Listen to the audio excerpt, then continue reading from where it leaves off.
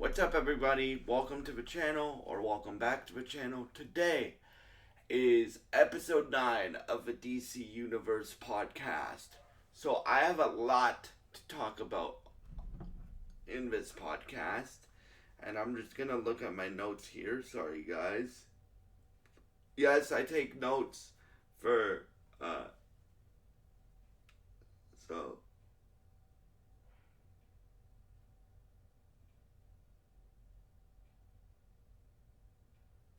Okay, so let's start with we're gonna save the business stuff for actually we're gonna do the business stuff first.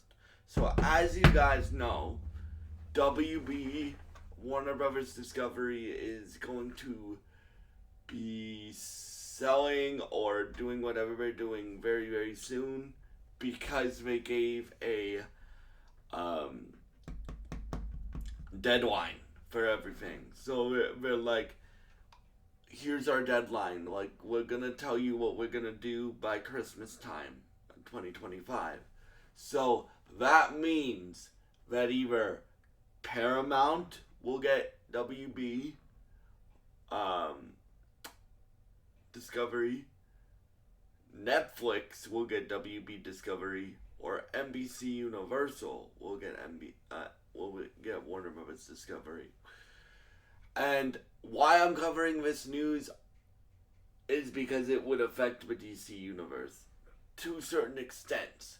Like if Netflix were to get it, and I love Stranger Things and I love all the other stuff that Netflix does, most of their TV shows. I do not want Netflix to get this, and I'll tell you why. Because they would slash budgets. They would only do like massive characters, so they would only do like Batman and Superman and Wonder Woman and Flash and stuff. Well, they might not even do Flash, dude.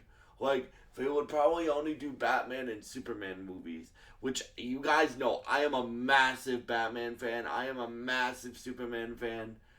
But I want to see the DC Universe make other characters big as well, like Green Lantern.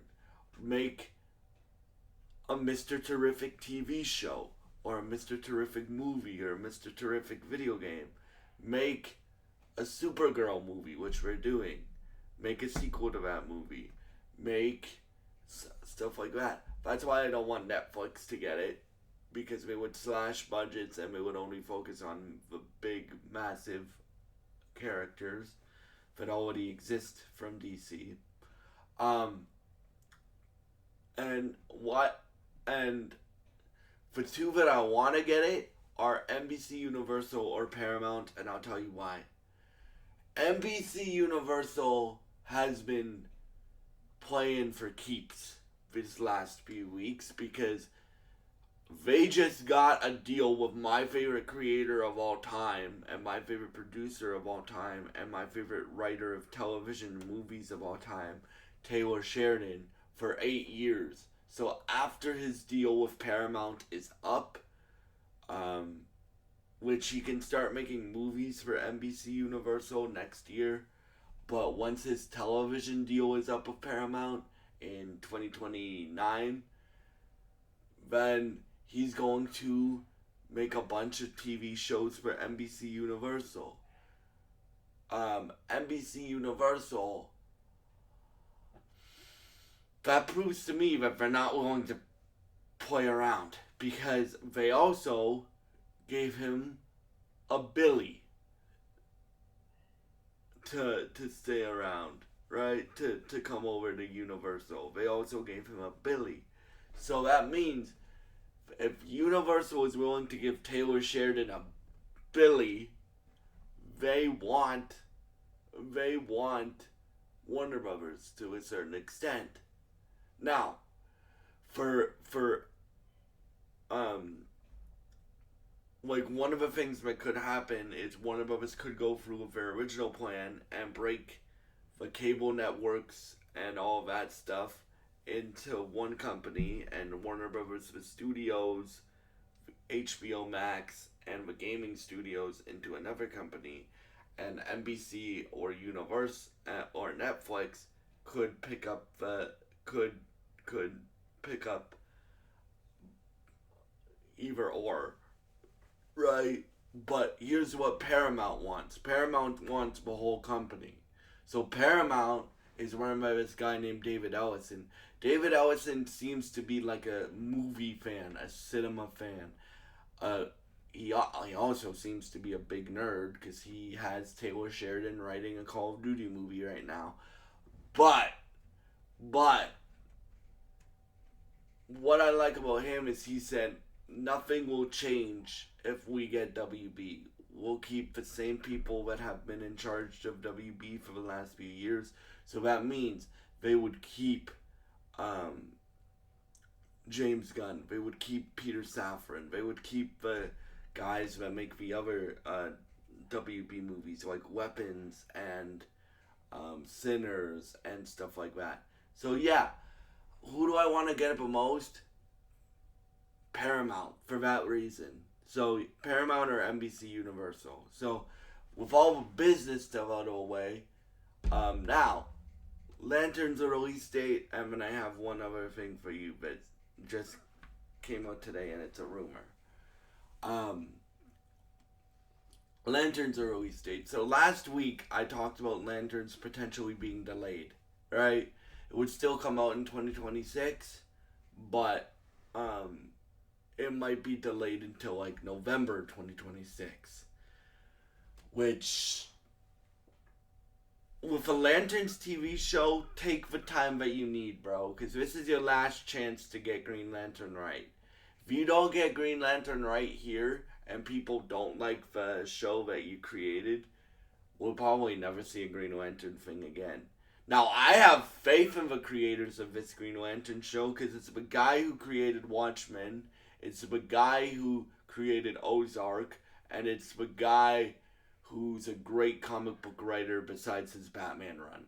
I do not want Tom King touching Batman in the DC universe, because I don't really like what he did with Batman, right?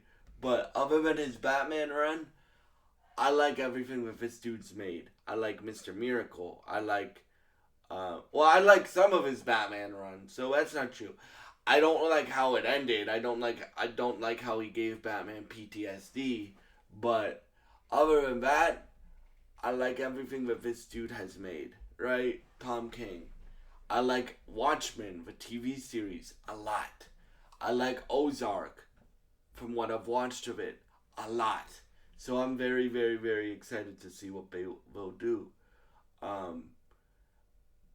And so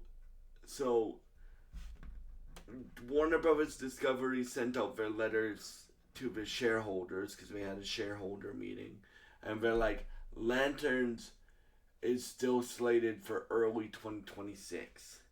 So I think we're getting this show in February or March. That's where I'm gonna go. I think we're getting it in February or March, because we're not getting it in January, unfortunately, because they have Night of the Seven Kingdoms and The Pit in January.